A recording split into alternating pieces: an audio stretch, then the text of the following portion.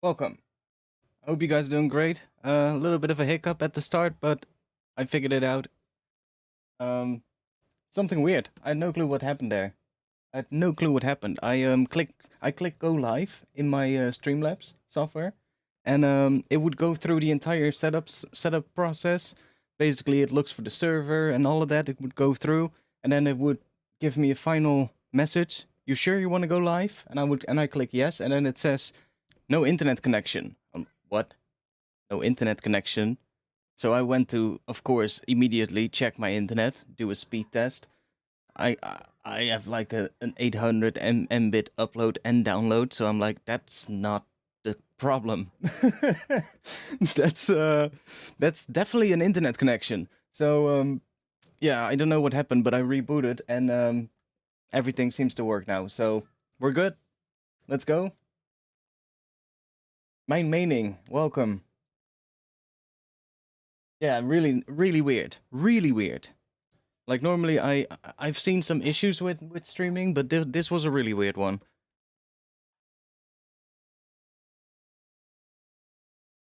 So I have no clue what we're gonna do today. But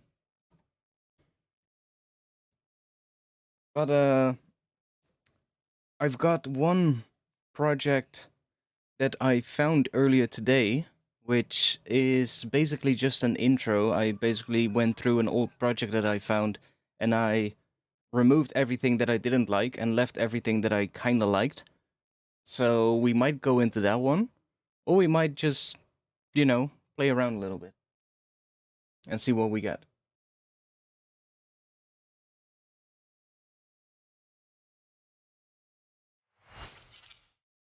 Let's do that. Hello, Luca, welcome.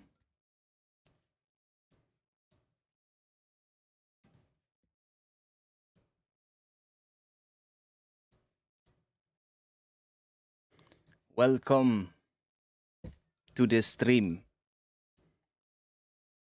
Yeah, so what should we do?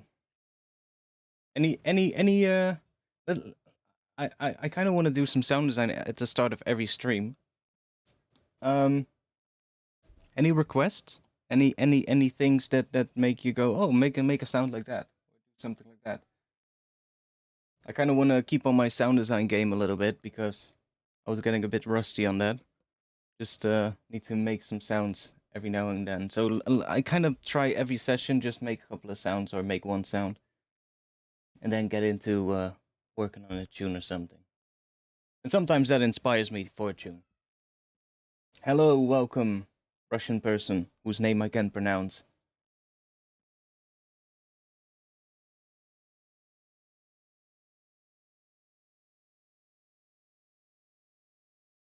Do I have an audio bounds of the other one?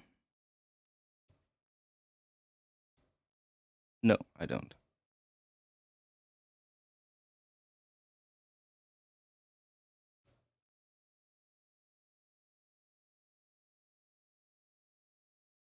Progressive noise bases. Well, that's pretty simple. Sub bass, noise, distortion, done. I mean, we're gonna that other track. I'm just gonna open that other project.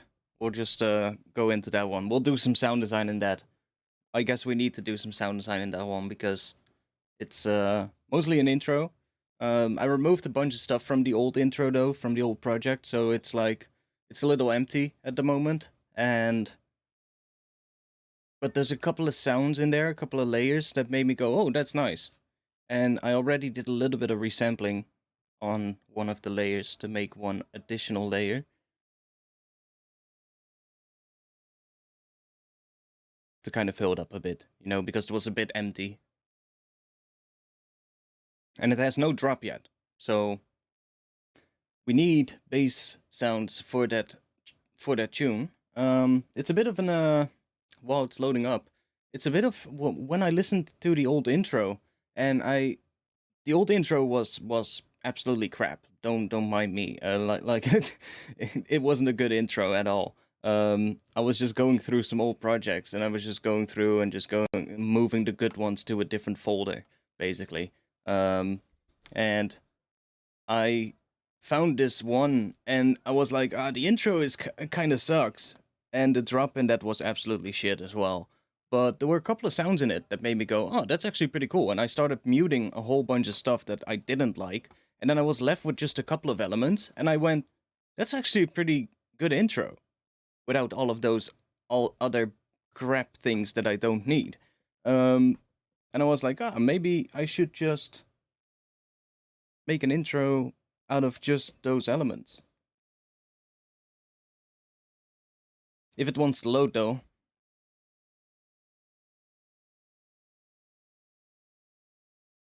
Creating sci-fi sounds would also be awesome to see. Sci-fi sounds. I'm not sure what we can fit into this tune, but it has a bit of an, when I removed all the elements, it had a bit of an, well, maybe not old school, but the sounds in it had a bit of an old school drum and bass intro feel, if you get what I mean.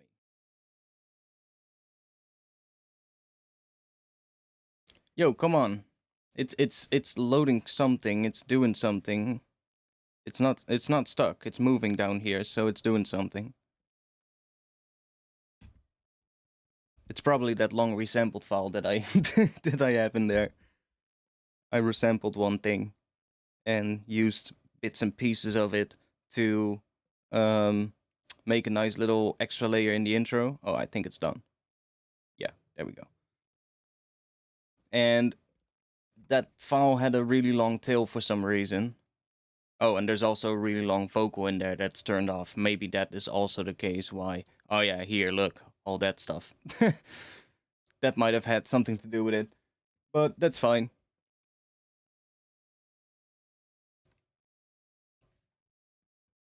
Let's see. Let's remove that. Not sure why that was there. Oh, because it just came out, of course. I was just analyzing that one. Not that that is this tune, but... Let's see. Evening, all... Yo, Moody Man. Moody Man C63. Welcome.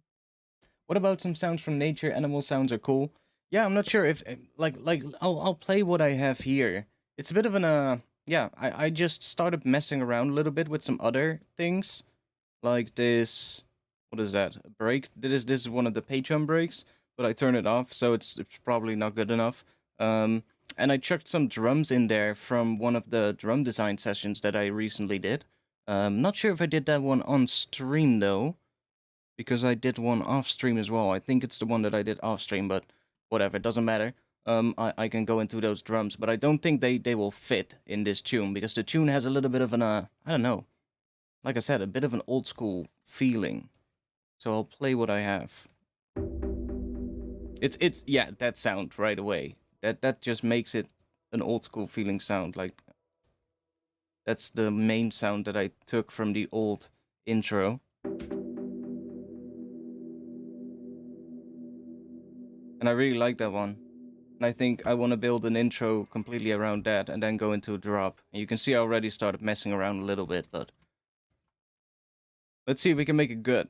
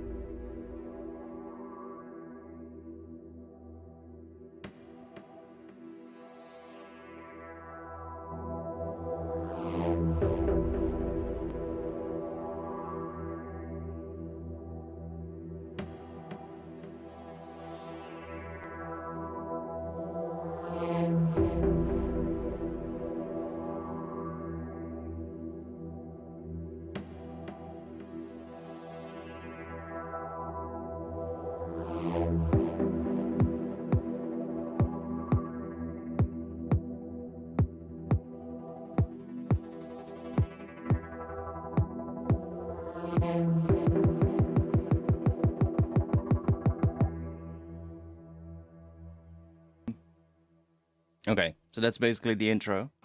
I don't know what it's called, but noise bass that isn't just a sub sign, and noise just a sub sign with a second sign at a higher pitch, adding some cool harmonics, maybe FM sub sign. from the high pitch one. Yeah, I get what you mean. But let's see. I'm trying to think what would fit in this.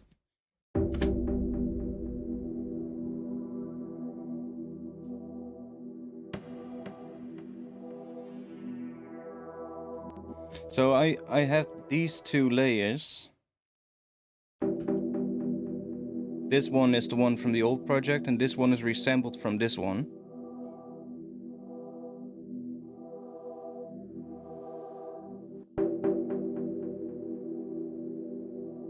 Maybe want to add some reverb on that reversed one, so that the end there is a little better.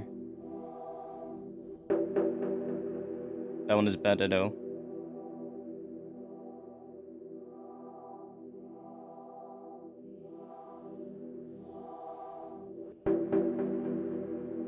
But there's a little gap every now and then there.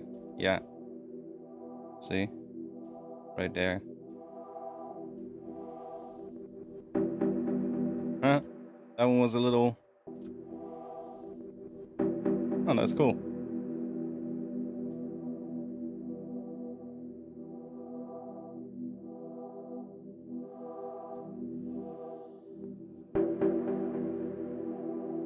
There's some reverb coming in as well over time. And then we have that one. That then goes perfectly into a drop. So I'm thinking of an intro that could probably build up quite a bit throughout this section. Not necessarily like have rises and stuff, but just get fuller and fuller. And then right at this point, everything cuts out. Except for this thing, then maybe something else, a little vocal thing or something. And then go into a drop. And then I had this omnisphere thing.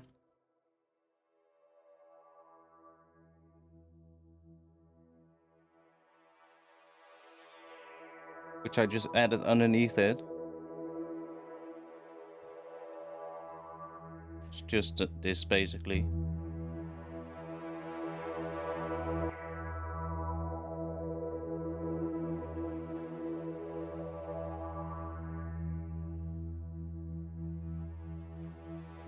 I think there's some... Yeah, LFO tool coming in as well.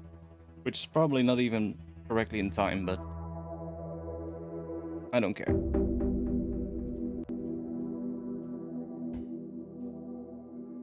Yeah, I already have a couple of vocal things here. This one is not gonna fit, but I might be able to use this one and use bits and pieces of it.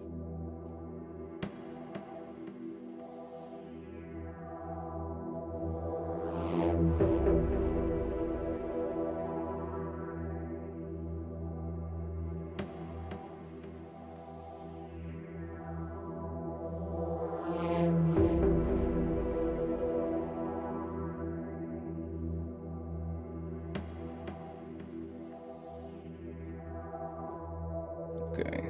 I don't like this. That's gonna go. Let's see what we have in here.